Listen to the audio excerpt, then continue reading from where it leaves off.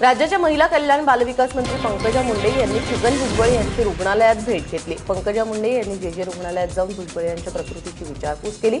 गैरव्यवहाराच्या आरोपात भुजबळ गेल्या अनेक महिन्यांपासून तुरुंगात आहेत। मात्र सध्या प्रकृती अस्वास्थ्यामुळे त्यांना जे रुग्णालयात भरती करण्यात आलंय।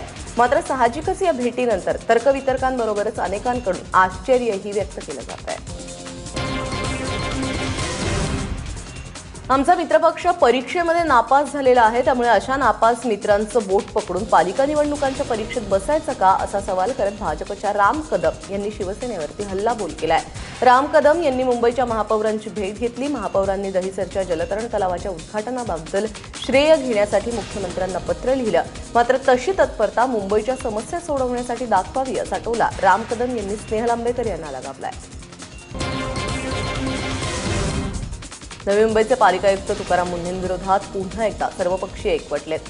नवी मुंबई महानगरपालिकेच्या कार्यक्रमाच्या उद्घाटनाचे अधिकार फक्त महापौरांनाच देण्याचा ठराव महानगरपालिकेच्या सर्वसाधारण सभेत एकमताने मंजूर करण्यात आलाय। गेल्या काही दिवसात नवी मुंबईमध्ये तुकाराम मुंढेंनी धाडसी निर्णय घेतले, त्यामुळे लोकप्रतिनिधी नाराज आहेत। भाजपच्या आमदार मंदा म्हात्रे आणि तुकाराम मुंढेंमध्ये संघर्ष झाला तर राष्ट्रवादीचे नेते आणि माजी मंत्री गणेश नाईकांनाही घणसोली बस डेपोच्या उद्घाटनाला परवानगी दिली नाही। त्यामुळे आता सर्वपक्षीयांकडून तुकाराम मुंढेंची कोंडी करण्याचे प्रयत्न केले जात आहेत।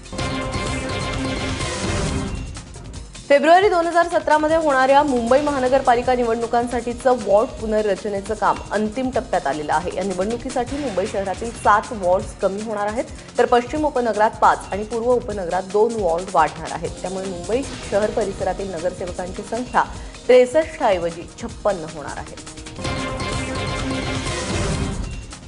दिरंगाईनं का असेना न्याय मिळाल्याचा प्रत्यय मुंबईच्या माजी महापौर शुभा राऊळ यांना आलेला आहे, पण यासाठी त्यांना तब्बल 26 वर्ष वाट पाहावी लागली।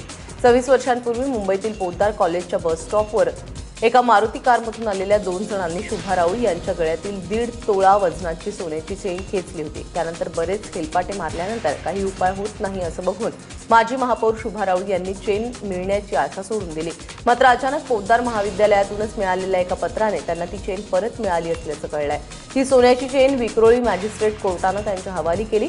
केवळ पत्ता बदलल्यामुळे अनेक वर्ष ही वस्तू मॅजिस्ट्रेट कोर्टाकडे पडून होती, त्यामुळे न्याय मिळतो, पण मुंबईच्या प्रथम नागरिकाचं स्थान भूषवलेल्या माजी महापौरांना देखील त्याची प्रतीक्षा 26 वर्ष करावी लागली। तिथे सामान्यांची काय कथा?